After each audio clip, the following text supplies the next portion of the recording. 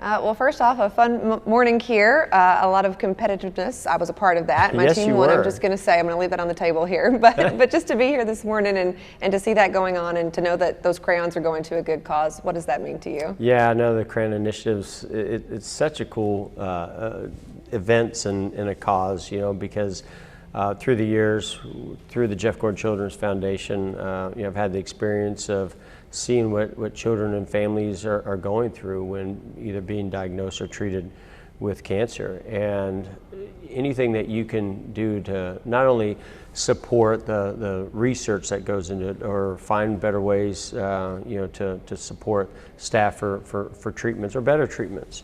But it's also about the experience at the hospital and trying to find a way to find some sort of bright moment in what can be a really devastating or tough situation. And it's not just the children, a lot of times the families are going through a lot too. So to have a way to go and make things colorful through drawing and artwork and crayons, and so the Crayon Initiative does all of those things. Not only do those crayons get delivered to hospitals and help kids become creative or step away, but they also raise awareness for great causes and in support of that.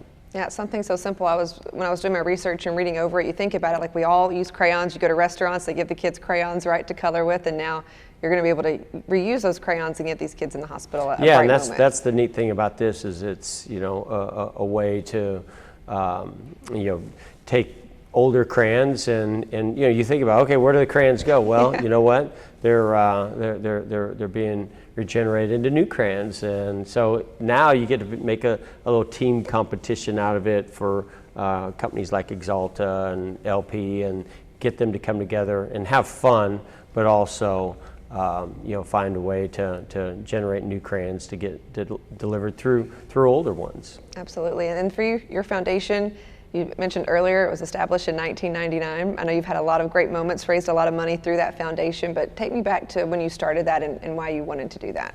Yeah, early on when I came to NASCAR, one of my first PR individuals said, hey, would you be interested in going to a hospital and visiting some kids? And I thought to myself, why would they want to see me? I wasn't anybody. I'm a race car driver, but I'm trying to make my way. I'm not Richard Petty or Dale Earnhardt. I hope to be one day. And they said, well, this is how you get started. You go in there, and if you have a picture of a race car and you're on it, they're gonna light up, and they're gonna be excited to see a race car driver come to visit them. And I said, okay. So I went in there, and it changed my life. Seeing firsthand what they are going through, and also the way that they deal with adversity. The kids. And how they're just tremendous fighters and inspiration, yet they're the ones going through such a difficult situation. And so that inspired me not only to look at maybe my life different, but also to want to give back to children and to families, especially dealing with pediatric cancer. I know it would be hard to pick one moment, but do you have a few moments that stand out from those experiences of doing the visits or just giving back through your foundation? Well, we used to do bowling tournaments up in Indianapolis, and in support for Riley Children's Hospital in Indianapolis, and just interacting with kids that have been treated or maybe were recently diagnosed, but were able to come and be a part of our event.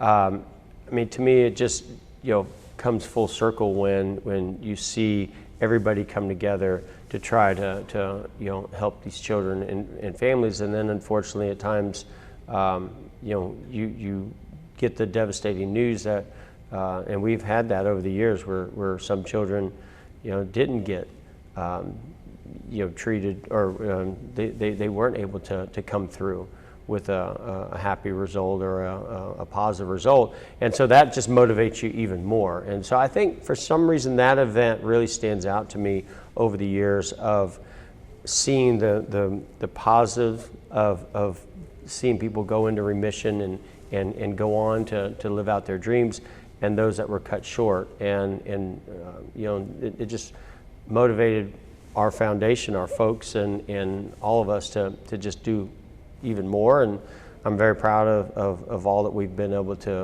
accomplish, not just the money that we've raised, but the labs that we've been able to support, and how we've seen progression over the years.